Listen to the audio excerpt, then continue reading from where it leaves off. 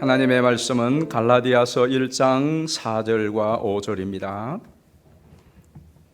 신약성경 300조 갈라디아서 1장 4절 5절 제가 봉독해 드리겠습니다. 그리스도께서 하나님 곧 우리 아버지의 뜻을 따라 이 악한 세대에서 우리를 건지시려고 우리 죄를 대속하기 위하여 자기 몸을 주셨으니 영광이 그에게 세세토록 있을지어다. 아멘. 할렐루야. 오늘도 3부 예배의 현장에 또 온라인으로 함께 하시는 여러분 모두에게 정말로 우리 주님의 치유하심과 또 회복케 하심과 새롭게 하시는 은혜가 가득하기를 예수님의 이름으로 축원합니다. 오늘 제목을 타락하는 것은 시간 문제다 이렇게 잡았어요.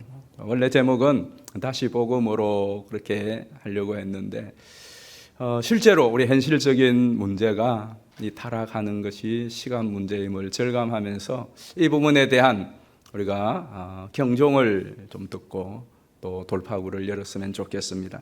사진 두 장을 보겠습니다. 아마 여러분 보신 분도 계실 거예요. 확대를 해보면 빨간 모자와 외투를 입은 40대 여인이 저기가 25층인데 아파트 난간에 매달려서 춤을 추고 안에서는 촬영을 하는데 중국에서 일어난 일이요. 지난 5월 달에 25층 아파트 난간에서 저 발을 붙들고 춤을 추다가 1분 5초 만에 떨어져 추락사한 사건이에요. 저게 한 번, 두 번이 아니고 몇 번을 저렇게 하다가 결국은 떨어졌다고 합니다.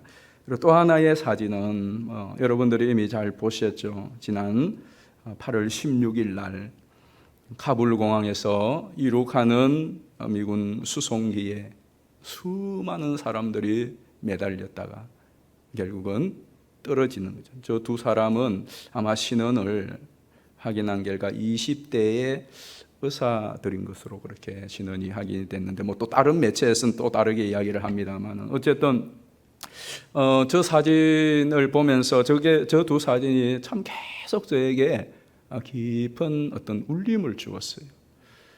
얼마나 절박했으면 앞에 아파트의 그 여인은 무슨 연유인지는 모르겠어요. 그래도 그러면 안 되죠. 그렇게 하다가 결국 떨어지는 거죠. 근데 비행기는 아무리 절박하고 아무리 급해도 비행기 안에 몸을 실어야 살 수 있지. 천하장사라도 그걸 붙들고 매달려서는 살 수가 없어요.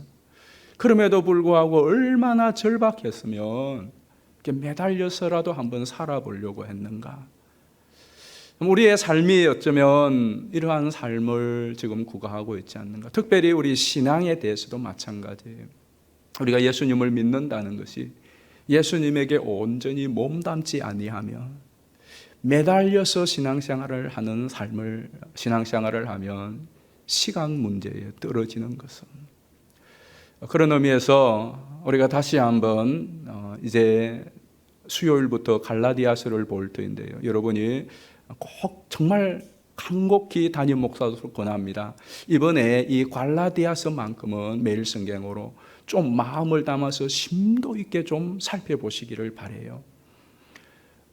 우리 인간의 타락의 문제, 타락이라는 것이 뭔가 천인공노할 죄를 짓거나 또 파렴치한 그런 큰 죄를 지어서 타락이라고만 하지 않아요. 어떤 기준에 미달되는 건 다 타락입니다. 우리 인간이 타락의 문제가 창세기에서부터 시작이 되었습니다. 그리고 창세기에서 요한계시록에 이르는 전 성경이 인간의 타락 문제를 큰 주제로 다룹니다. 사탄 마귀가 최초의 인간에게 사람의 지혜와 능력으로 하나님과 같이 될 수 있다고 속입니다. 그리고 인간은 하나님을 거역하고 하나님께 대한 신뢰를 저버리고 끔찍한 타락의 길을 걷죠. 그리고 노아 시대에 오면 이제는 더 이상 걷잡을 수 없는 심각한 타락에 빠집니다. 그래서 하나님께서는 노아 시대의 홍수로 타락한 인간들을 심판합니다. 살아남은 노아의 가족들이 점점 번성하게 되지만 그러나 노아의 후손들도 시간이 지나자 역시 타락하게 됩니다. 하나님께서 그 후손들 가운데 한 사람 아브라함을 택하시고 특별한 한 민족을 만드십니다. 하나님의 선민 이스라엘이 탄생하죠. 그러나 그 이스라엘 역시 시간이 지나면서 타락합니다. 더 이상 방치할 수 없는 타락의 지경에 이르자 하나님은 70년간 바벨론 포로로 돌려버립니다. 그리고 그 포로 생활을 끝나고 돌아온 이스라엘 역시 타락의 길을 걷습니다. 급기야는 하나님이신 그분이 인간의 몸을 입고 이 땅에 오셨지만 하나님이 그의 아들 예수님을 보내었지만 그들은 예수님을 십자가에 못 박아 죽이는 타락에까지 이릅니다. 십자가에 못 박혀 죽으신 예수님은 3일 만에 부활하시죠. 3일 만에 예수님이 부활하시고 성천하시고 난 후에 예수님을 따르는 추종자들에 하여 인류 역사상 최초로 기독교라고 하는 새로운 공동체가 생깁니다. 이 기독교 공동체는 사도행전 2장에 보면 지금까지 이 땅에 존재하였던 그 어떤 공동체와는 전혀 달랐습니다. 참으로 신비하고 어디에서도 찾아본 적이 없는 새로운 공동체가 교회였습니다. 교회가 탄생한 거죠. 그런데 그 교회마저도 시간이 지나면서 타락하기 시작합니다. 초기 교회를 우리는 캐톨릭 처치라 부릅니다. 그렇죠? 그래서 초기 교회를 캐톨릭 처치라, 가톨릭 교회, 그것을 우리말로는 공교회, 공회 불렀습니다. 오늘도 우리가 사도신경을 고백할 때 지금도 우리는 거룩한 공회를 믿사오며, 그 거룩한 공회라는 말이 새 번역에는 공교회로 번역했지만 캐톨릭, 홀리 캐톨릭 처치입니다. 근데 이제 최근에 번역한 그 사도신경 번역본에서는 이 캐톨릭을 빼고 그 대신에 유니버설 처치라 합니다. 왜? 캐톨릭이란 말은 로만 캐톨릭을 생각하니까 기분이 안 좋아요. 그래서 그 캐톨릭을 대신하여서 이제는 유니버설 처치라 그랬어요. 이 캐톨릭이라고 하는 말은 보편적인, 일반적인, 한문으로 하면 범세계적인 말. 그래서 보편적이다, 일반적이다 하는 말로서 캐톨릭이라고 그래요. 사실 기독교를 보니까 초대교회 때부터 마찬가지지 않습니까? 헬라인이나 야만인이나 유대인이나 높은 자나 낮은 자나 남자나 여자나 종이나 주인이나 가난한 자나 부한 자, 병든 자, 먹성한 자, 온갖 사람들이 다 구성되어 있어요. 그래서 이 집단을 모임을 캐톨릭 처치로 불렀던 거죠. 온 모두가 특별한 어떤 부류의 사람이 아니라 보편적인, 일반적인, 인류에서 가장 보편적이고 일반적인 공동체가 교회였습니다. 그래서 캐톨릭 처치라고 했죠. 그런데 이 캐톨릭 처치가 AD 400년 초반까지는 순수하고 건전했습니다. 313년에 콘스탄틴 대제가 이제 기독교를 공인하자 250여 년의 기독교의 핍박에 종지부를 짓고 드디어 예배당도 세우고 교회라는 조직도 되어지고 더불어서 황제가 예수를 믿으니 얼마나 주변에 정치적인 사람들이 또 많이 모여들겠습니까? 여러 가지 상황으로 물붓듯이 또 성령의 역사도 있었고 그래서 기독교가 확산일로를 걷습니다. 온 유럽으로 로마에서부터 시작하여 기독교가 폭발적인 성장을 하게 되고 그러다 보니까 부가 생기고 권력이 생기고 세도가 형성되어집니다. 그렇게 기독교가 부귀 영화를 누리게 되자 또한 급속하게 타락하기 시작합니다. 수많은 이 계획을 주장하였지만은 마치 계란을 바위에 던지는 것과 같았습니다. 그러다가 1517년에 마틴 루터가 95개조 반박문을 내걸면서 그동안 곳곳에 있던 계획의 불씨에 휘발유를 끼얹은 것처럼 종교개혁의 불길이 활활 타오르기 시작하였고 결국은 캐톨릭 처치와의 결배를 선언하게 되죠. 그래서 새로운 기독교 단체가 출범합니다. 이게 바로 개신교입니다. 이 개신교라고 하는 말은 프로테스탄트라고 하죠. 저항하다라는 뜻입니다. 이 개신교는 사실 새롭게 생겨난 기독교 종파라기보다는 원래의 초기부터 있었던 The Holy Catholic Church를 복원하자는 것이죠. 이 캐톨릭 처치가 로만 캐톨릭이 되면서 타락하여서 원래의 그 거룩한 공교회를 회복하기 위하여 캐톨릭에 저항하여 생긴 것이 개신교입니다. 그런데 이름은 이미 저들이 차지하고 있으니 그 이름을 쓸 수 없어 개신교라 불러서 오늘까지 왔어요.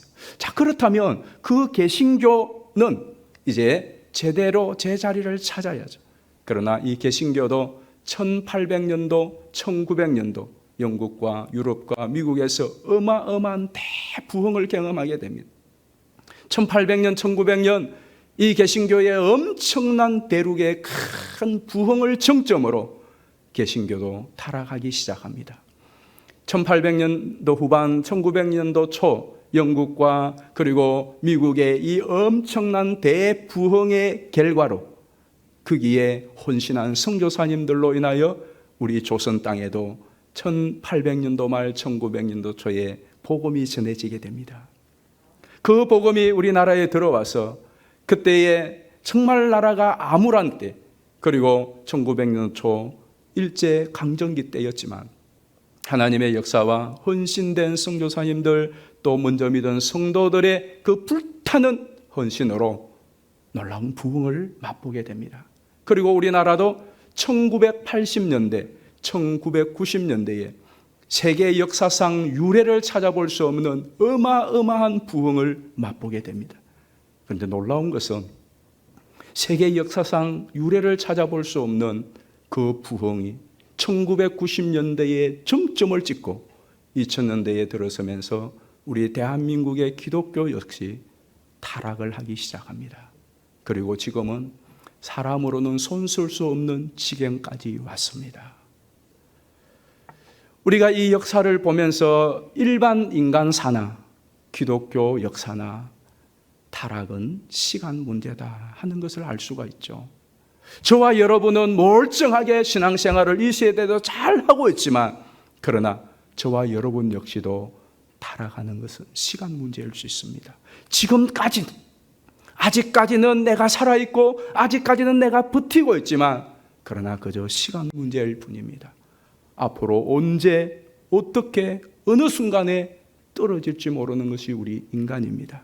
자, 그렇다면 이 타락을 방지하고 혹시 타락하다가도 그것을 다시 딛고 일어설 수 있는 비결은 없을까요? 사실 역사를 돌이켜보면 지금도 마찬가지입니다만은 다 타락하고 부패한 것 같지만 그렇지 않습니다.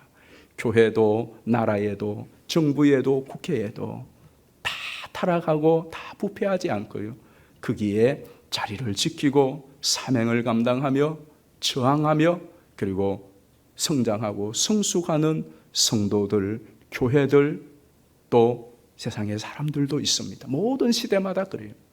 그 비결이 무엇일까요? 갈라디아서는 그 비결을 어느 성경보다 우리에게 잘 말씀해 줍니다. 그래서 여러분 갈라디아서를 꼭 유의 깊게 보시기를 바라요. 자, 갈라디아서는 상당히 독특한 책입니다. 정말 독특한 책이에요. 바울 서신 중에서 제일 먼저 썼다는 것도 독특하고 여러 가지 많은 별명들을 가지고 있어요. 현대에 잘 아는 팀 켈러라고 하는 목사님은 이 갈라디아서를 다이너마이트와 같다 그래서 다이너마이트. 그리고 종교개혁자 마틴 루터는 이 갈라디아서를 나는 갈라디아서와 결혼했다, 갈라디아서는 나의 신부다 그랬어요. 실제로 루터의 부인이 있었지만 그랬어요. 저는 이 표현이 참 많이 와닿았어요. 여러분, 결혼을 했다라는 말은 어떤 의미가 있죠? 여러분이 어떤 남자와 어떤 여자와 결혼을 한다는 것은 무슨 의미입니까? 많은 의미가 있지만 가장 큰 두 가지 의미가 있는데, 첫 번째 의미는 나는 이 여자와 이 남자와 운명을 같이 한다 하는 겁니다. 여러분, 이 세상에 수억의 인구가 있지만 나와 운명을 같이 할 사람은 딱 한 사람입니다. 여러분의 배우자입니다. 여러분 자식도 아니죠. 부모님도 아닙니다. 벌써 부모님 안 계시잖아요. 친구들 아니에요. 내 배우자. 그래서 그를 동반자라고 말합니다. 그리고 결혼을 하는 이유는 이제 당신과 나는 한 배를 탄 공동 운명체다. 나의 운명이 당신의 운명이고 당신의 운명이 나의 운명이다. 그게 결혼이에요.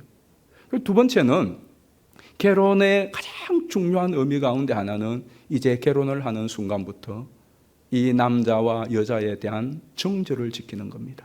그래서 일정한 부부의 대의를 지키며, 만약에 결혼을 하기 전에는 싱글로 있을 때는 내가 이 여자 만나고 저 여자 만나고 이 여자하고 밥 먹고 저 여자하고 밥 먹고, 심지어 요즘 시대는 뭐 잠자리도 그렇게 한들 누가 뭐라고 어떻게 하겠습니까? 오늘은 이 여자하고 데이트하고 밥 먹고 내일은 이 여자하고 데이트하고 밥 먹었는데 법에서 나를 뭐 데리고 갈 수 있겠습니까? 하지 못합니다. 그러나 결혼을 하는 순간 달라집니다. 내가 이 여자와 이 남자와 결혼을 하면 그때부터는 남자로서 여자로서 정절을 지켜야 됩니다. 물론 결혼하기 전에도 지켜야 되죠. 함부로 아무 여자나 막 만나고 단둘이서 데이트할 수도 없어요. 결혼이라는 것은 그런 아주 중요한 의미가 있어요.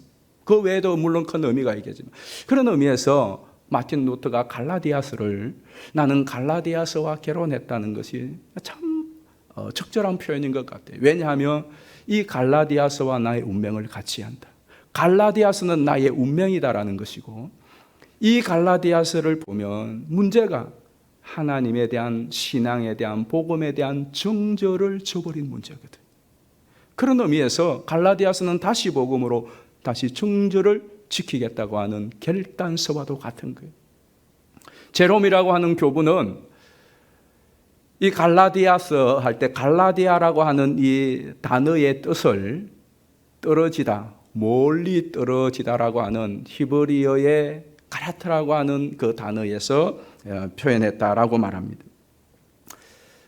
근데 이거에 대해서는 여러 의견이 많아요. 갈라디아서가 멀리 떨어지다, 또 떨어지다 하는 데서 나왔는지 또 다른 의미가 있는지는 뭐 의견이 분분합니다만은 어쨌든 우리 한국말로도 갈라디아 하면 왠지 좀 이렇게 갈라쓴다, 갈라진다 하는 그런 뉘앙스를 주는 것 같은 의미예요.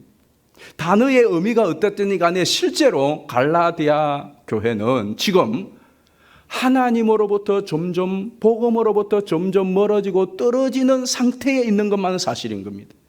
그래서 사도 바울이 다른 모든 서신보다 긴급하게 이 서신을 쓰는데, 여러분 갈라디아서를 읽어보면 바울이 굉장히 비분관계합니다. 비분관계라는 말을 아시죠? 막 어떤 우울과 슬픔과 그리고 의분이 가득합니다. 근데 처음부터 다른 편지와는 달리 바로 그가 객한 감정을 쏟아내요.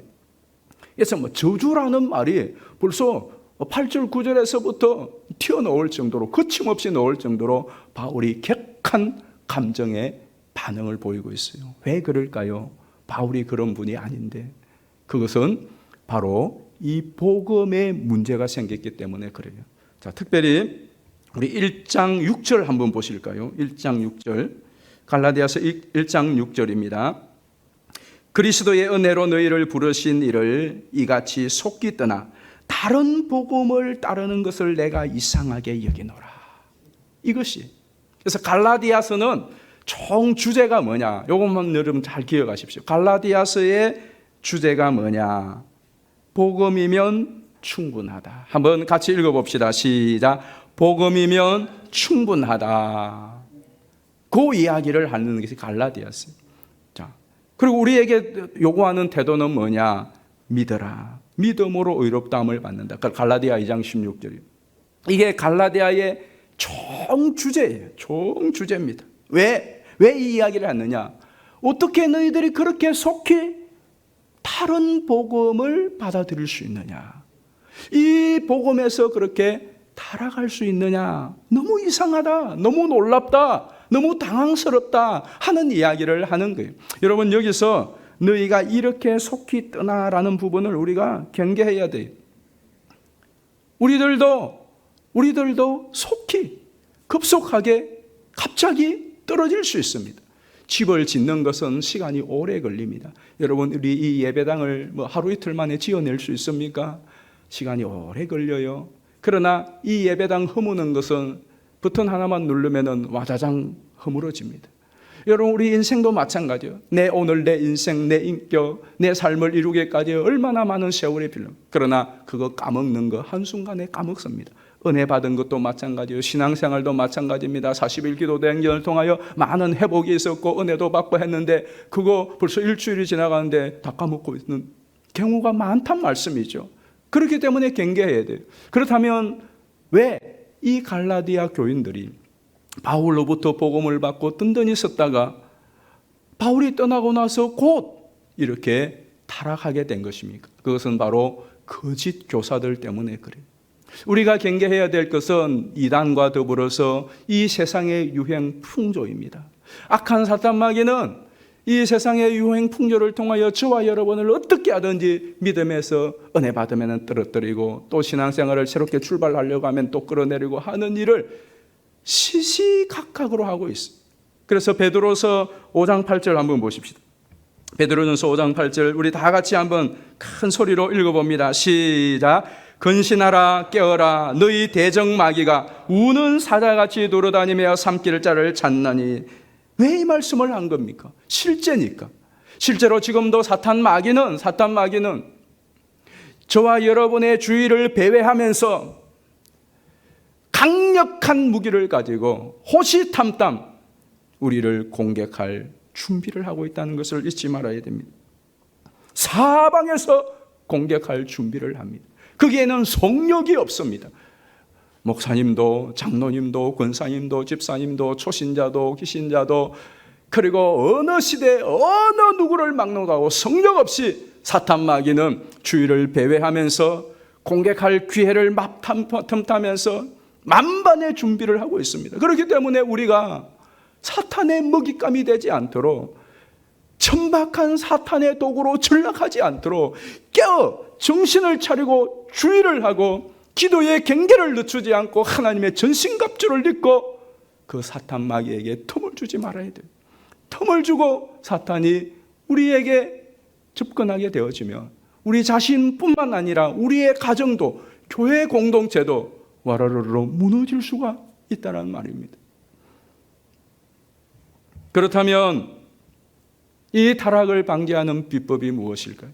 혹 타락하다가도 떨어지다가도 다시 박차고 올라갈 수 있는 비법, 갈라디아서가 우리에게 알려주는 비법, 우리 한번 같이 보실까요?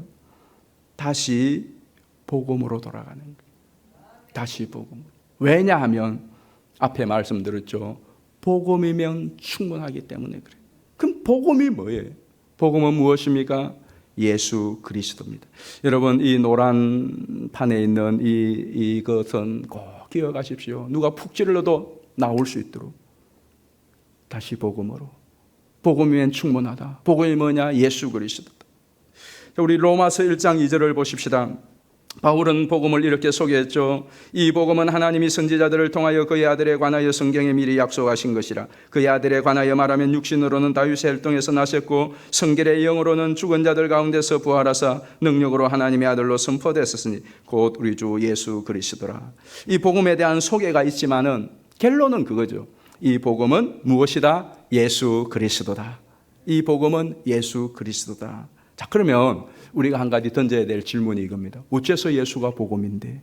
어째서 예수가 복음입니까? 여러분 스스로 대답해 보세요. 우리 믿지 않는 사람이 와서 예수가 어째서 복음이냐?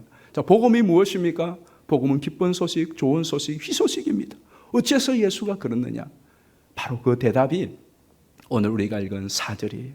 이 4절은 복음이 무엇인지를 너무나 정확하고 간결하게 우리에게 알려줍니다. 우리 1장 4절 같이 한번 소리내어 읽어보겠습니다. 시작. 그리스도께서 하나님 곧 우리 아버지의 뜻을 따라 이 악한 세대에서 우리를 건지시려고 우리 죄를 대속하기 위하여 자기 몸을 주셨으니. 자, 자막을 잘 띄워놓으십시오. 루트는 이 구절을 하늘로부터 울리는 천둥 소리라 그렇게 표현했어요. 하늘로부터 울리는 천둥 소리.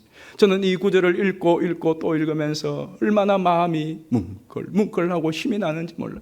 저는 여러분들도 이 구절을 10번이고 20번이고 한번 읽어보시기를 바라요. 한어절 여러분 한번 생각해 보십시오. 그리스도께서 하나님 곧 우리 아버지의 뜻을 따라 이 악한 세대에서 우리를 건지시라고 우리 죄를 대속하기 위하여 자기 몸을 버리셨다. 그리스도께서 하나님 아버지의 뜻을 따라 이 악한 세대에서 우리를 건지시려고 우리의 죄를 대속하기 위하여 자기의 몸을 버리셨다. 그리스도께서 우리를 건지시려고 자기의 몸을 버리셨다. 여러분, 이보다 더 복음을 정확하고 간결하게 말씀해 주는 것이 어디예요? 왜 예수가 복음이냐? 그리스도께서 이 악한 세대에서 우리를 건지시려고 우리의 죄를 대속하기 위하여 자기의 몸을 버리셨다. 여러분, 이것이 사실이라면 이보다 더 희소식과 더 기쁘고 복된 소식이 어디에 있습니까? 자, 그러면 한번 따져보십시다. 이 악한 세대에서 우리를 건지셨다고 그랬습니다. 이 악한 세대에서 우리를 건지시려고 잘 이 말씀을 보십시오. 이 악한 세대에서 우리를 건지시려고. 이 악한 세대는 어느 시대입니까? 바울 시대뿐입니까? 예수님도 악한 세대의 요나의 표적밖에 없다고. 예수님도 그 시대를 악한 시대라고 했어요. 바울도 지금 이 시대를 악한 세대라고 해요. 오늘 우리의 세대는 어떻습니까? 이 세대는 세상을 말합니다. 오늘 지금 2021년 8월 29일을 살아가는 우리의 세대는 어떻습니까? 이 세상은 악하죠. 적어도 바울 시대보다 훨씬 더 악합니다. 세상은 늘 악했습니다. 세상이라고 하는 것에 대한 새로운 명칭이 있다면 악하다는 겁니다. 여러분, 세상이 악하지 않았던 시절이 있습니까? 적어도 우리가 한 가지 분명히 기억하는 것은 세상은 갈수록 더 악해진다는 것은 역사가 증명하고 있고 우리의 삶이 증명을 하고 있습니다. 왜 그럴까요? 세상을 조금 더 선하고 아름답게 만들고자 모두가 애를 쓰는데 실상은 왜 보면 현실은 이전보다 더 악하고 현실은 이전보다 더 지저분하고 현실은 이전보다 더 힘듭니까? 더 많이 배우고 더 많은 부를 가지고 있고 더 제도는 좋아지고 더 문명은 발전하고 더 살기 좋은 것처럼 보이는데 실제로는 10년, 20년, 30년, 40년, 50년 전보다 지금 더 악합니다. 지금 더 사람들이 못됐습니다. 지금 더 불량합니다. 왜 그런 것이죠? 두 가지 이유 때문입니다. 첫 번째는 인간이란 존재가 악입니다. 원래 악합니다. 인간은 절대로 선하지 않습니다. 인간은 악합니다. 갈수록 그래서 악해지고요. 어릴 때보다 클수록 사람은 악해집니다. 왜? 악 자체이기 때문에 그래요. 또 하나는 그 악한 인간이 이 세상의 임금이 누굽니까? 악한 마귀입니다. 물론 하나님이 온 천하 만물을 통치하셨지만 현재는 세상의 권세 잡고 왕 노릇하고 임금 노릇하는 존재가 사탄 마귀. 그게 성경이 가르쳐주는 세상관이. 그러니 보십시오. 이 세상을 통치하고 있는 세상의 임금 아래 인간은 그 수하에 있습니다. 악과 악이 만나니 얼마나 악해집니까? 그래서 인간이 선해 보려고 노력하고 선한 제도를 만들고 우리 모두가 선과 아름다움과 보다 살기 좋은 인간다운 것을 추창하며 나가는데 그렇습니까? 이 정권 바뀌어보고 저 정권 바뀌어보고 저 제도 미국이 그렇습니까? 영국이 그렇습니까? 대한민국이 그렇습니까? 일본이 그렇습니까? 어느 나라가 어느 시대가 그렇습니까? 인간이 조금만 더 배우면 여러분 그 많은 지식과 배움을 가지고 뭘 합니까? 조금만 더 수입이 늘고 좀 더 부유해지면 그래서 이전보다 더 부유해진 그 재물로 뭐 합니까? 조금만 더 좋은 환경을 우리가 가지면 그래서 이전보다 더 좋아진 이 환경에서 뭘 합니까? 한번 보시라고요. 그 많은 돈으로 뭘 하고 있습니까? 그 많은 배운 지식으로 뭘 하고 있고 그 좋은 환경들과 이 세상에 누릴 수 있는 그 편의를 가지고 뭘 하고 있습니까? 자, 그러면 우리에게 희망은 무엇입니까? 정말로 이 세대 악한 세대 가운데서 제도를 통하여서 지식을 통하여 돈을 통하여 별의별 방법을 지구가 지금까지 모든 시대 민족이 해왔는데 갈수록 악해집니다. 우리 인간이 얼마나 악한지는 예수님이 말씀해 주고 정의해 주었죠. 우리 성경 한번 보십시다. 마가복음 7장 21절입니다. 속에서 곧 사람의 마음에서 나오는 것은 악한 생각 곧 음란과 도둑질과 살인과 간음과 탐욕과 악독과 속임과 음탕과 질투와 비방과 교만과 우매함이니 이 모든 악한 것이 다 속에서 나와 사람을 더럽게 하느니라. 인간 자체, 존재 자체가 이렇다는 겁니다. 예수님의 정의죠. 인간이 선하다고요? 절대로 그렇지 않잖아요. 선한 척하는 것이고 선으로 포장하는 것이지 튀어나오지 않습니까? 자, 그런데 더 중요한 것은 잘 저 본문을 보십시오. 음란과 도둑질과 살인과 간음과 탐욕과 악독과 속임과 음탕과 질투와 비방과 교만과 우매함 13가지 종목인데 이 종목 가운데 단 하나라도 이전보다 더 나아진 것이 있습니까? 간음과 탐욕과 살인과 음란과 도둑질과 비방과 질투와 교만과 음탕과 이런 것들이 이전보다 더 개선되었습니까? 그런 종목이 하나도 있느냐 말이에요. 훨씬 더 나빠졌습니다. 훨씬 더 나빠져. 갈수록 더 나빠집니다. 자, 이런데 무엇이 어디에서 희망을 찾을 수 있습니까? 세계 1차 대전이 끝나고 난 후에 일본의 한 원로 철학자가 세계적으로 아주 유명한 철학자인 프랑스의 앙리 베르그송에게, 아시죠? 베르그송. 이 베르그송에게 이렇게 질문을 했다고 합니다. 당신은 인류에게 희망이 있다고, 즉 평화가 가능하다고 보십니까? 라고 질문을 했어요. 그 질문에 대하여 베르그송이 이렇게 대답을 하였습니다. 잘 보십시오. 지금까지는 그렇게 믿고 있었습니다. 그러나 이번 전쟁을 겪어보니 인간은 이보다 더 무서운 비극과 파멸을 가져올 것이라는 생각을 하지 않을 수 없습니다. 인간은 인간을 구원할 수 없습니다. 제3자, 인류보다 더 높은 존재가 우리에게 주는 교훈을 받아들이지 않으면 인류에게 희망이 없습니다. 라고 답했어요. 그리고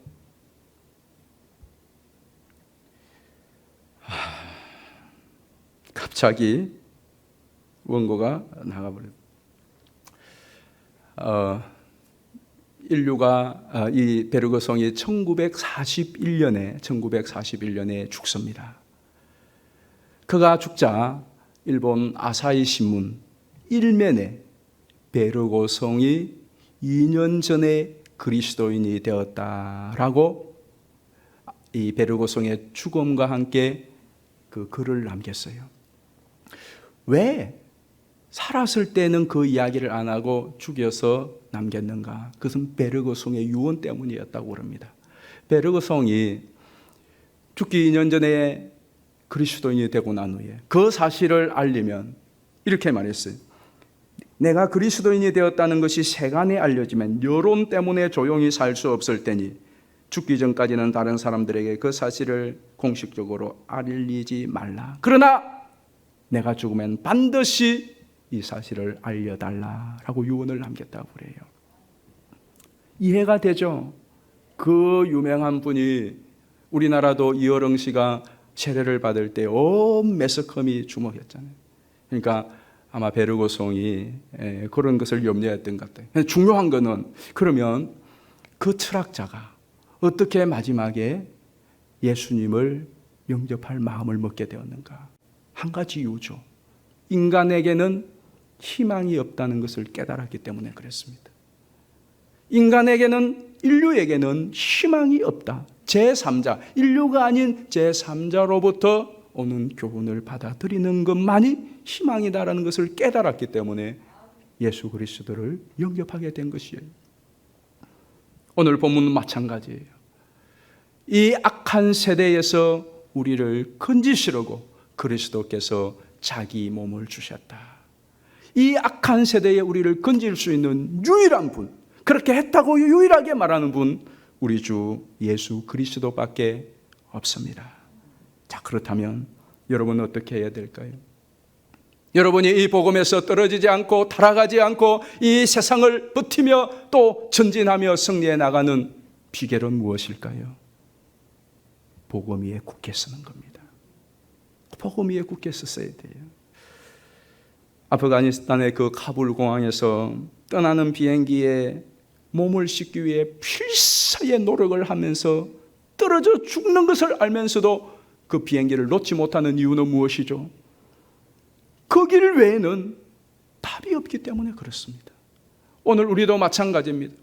저와 여러분이 복음을 구원 얻을 때만 필요한 것이 아니라 이 세상을 살아가면서 이 복음 위에 굳게 쓰고 이 복음에서 이탈되지 말아야 되는 일은 이 복음 외에는 구원의 길이 없습니다. 자, 우리 갈라디아 1장 6절부터 한번 보겠습니다. 그리스도의 은혜로 너희를 부르신 이를 이같이 속기 떠나 다른 복음을 따르는 것을 내가 이상히 여기노라. 다른 복음은 없나니 다만 어떤 사람들이 너희를 교란하여 그리스도의 복음을 변하게 하려 함이라. 그러나 우리나 혹은 하늘로부터 온 천사라도 우리가 너희에게 전한 복음 외에 다른 복음을 전하면 저주를 받을지어다. 우리가 전에 말하였거니와 내가 지금 다시 말하노니 만일 누구든지 너희가 받은 것 외에 다른 복음을 전하면 저주를 받을지어다. 계속해서 6절에서 7절, 8절, 9절에서 바울이 말하는 바가 뭐죠? 다른 복음이라는 게. 지금 이 복음의 진리에서 다른 것에 마음을 빼앗기고 다른 것에 해독되어지고 그것이 타락이고 그것이 추락하는 것이라. 그런데 오늘 우리가 이것을 귀담아 여겨야 되지 않습니까? 왜 교회가 모든 시대마다 부흥을 구가했다가 타락합니까? 이 복음에서 이 복음 외에 다른 것에 기웃거릴 때입니다.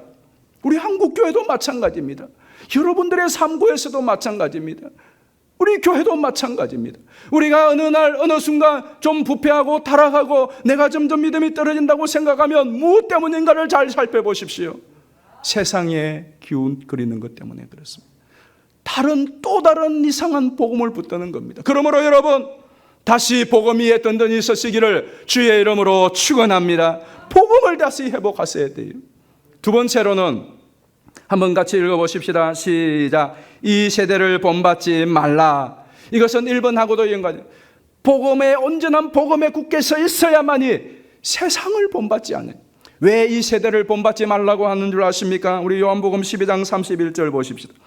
이제 이 세상에 대한 심판이 이르렀나니 이 세상에 임금이 쫓겨나리라고 그랬어요.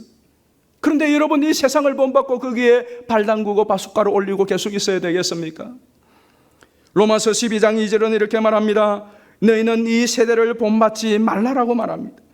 요한일서 2장 15절은 이 세상이나 세상에 있는 것들을 사랑하지 말라. 왜? 17절 이 세상도 그 정욕도 지나가되 오직 하나님의 뜻을 행하는 자는 영원히 거하느니라. 그러므로 여러분 복음 위에 굳게 서서 복음이면 충분하고 예수님이면 충분합니다. 이 믿음을 가지고 세상에 기웃거리고 세상의 시루에 편성하지 마십시오. 그 길은 추락하는 길입니다. 타락하는 길이요. 그게 계속해서 발을 담그고 있다면 심판을 면치 못할 것입니다. 도리어 우리는 세상에 대하여 저항해야 되죠. 죄에 대하여, 악에 대하여, 그리고 공의를 행하며 선을 행하며 그리스도의 빛과 소금의 역할을 이 땅 가운데 감당하는 이 일에 진력하셔야 돼요. 그것이 타락하지 않는 비결이에요. 마지막 세 번째로 같이 한번 읽어봅니다. 시작. 이 세대에 복음을 전하자. 여러분 복음을 위하여 전하고 복음 위에 든든히 있어서 이 세상을 저항하며 이 시대 가운데 복음을 전하는 이것이야말로 타락을 방지하고 떨어지다가도 디디고 일어설 수 있는 발판이 돼요. 자, 우리 1장 4절 다시 한번 더 보십시다.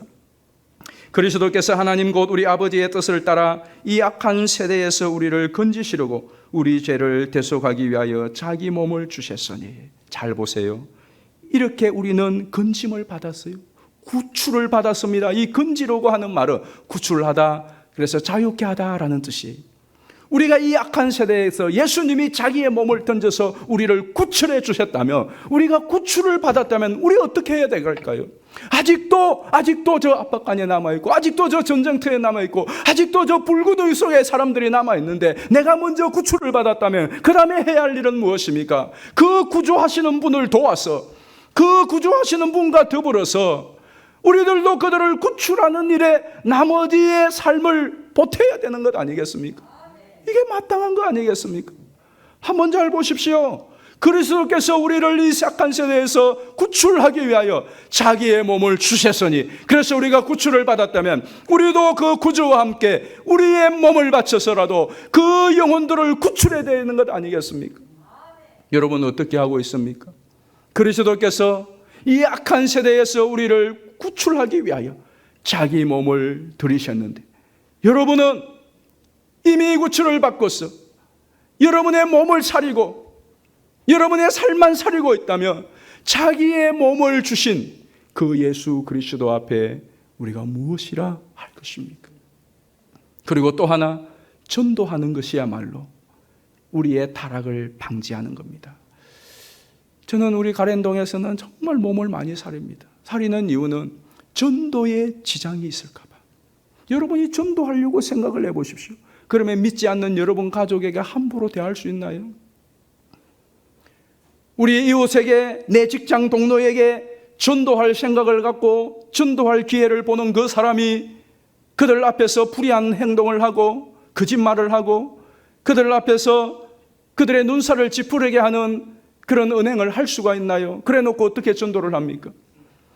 우리 한국 전 교회가 이전에 온 세상으로부터 칭찬을 받을 때가 있습니다. 왜? 전도하기 위해서.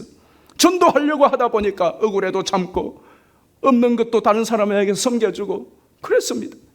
네, 전도할 생각으로 살다 보니까 먼저 전도하기 이전에 내가 좋아지는 것입니다. 내 신앙이 좋아지는 겁니다. 기도하게 되어지고 착한 행실을 하게 되어지고, 그래서 사람들에게 예수님은 너 왜 그렇게 사냐 할 때 예수님을 전할 수 있는 기회가 생기고, 그러나 어느 순간부터 우리 한국교회가 전도를 하기는 하지만 형식적으로 해요. 그리고는 전도보다는 우리의 복지와 우리 개인의 영달과 우리의 이것심과 우리의 출세와, 언제부터 교회 오면은 출세하고 성공하고 세상의 방법으로 안 되니까 하나님의 힘을 버려서 하자는 이런 쪽으로 가다 보니까 세상 사람들에게 전도를 하려고 할 때에 세상 사람들이 우리를 이상하게 보는 것 아닙니까? 지금은 전도를 하려고 하니까 전도의 길이 막힌다고 해야 돼. 무엇 때문에 누가 막았습니까? 누가 막았습니까? 정권이 막았습니까? 아니면 누가 막았어요?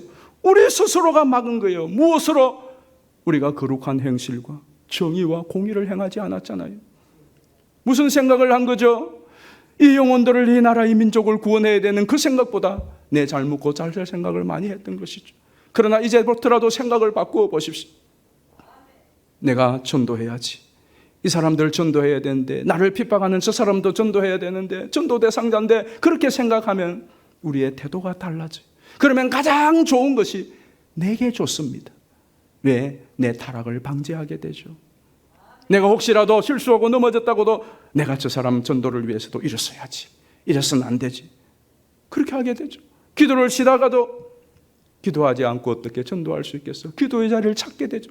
그러다 보면 내가 살아나는 것, 그리고 다른 사람도 살릴 수 있는 겁니다. 세 가지를 여러분 꼭 기억하십시다. 저나 여러분이나 타락하는 것은 시간 문제일 수 있습니다. 지금까지 괜찮았고 지금까지 올라가는 길을 다 부흥일로를 걷다가 다 정점에 섰다가 떨어진 내가 수두로 갑니다.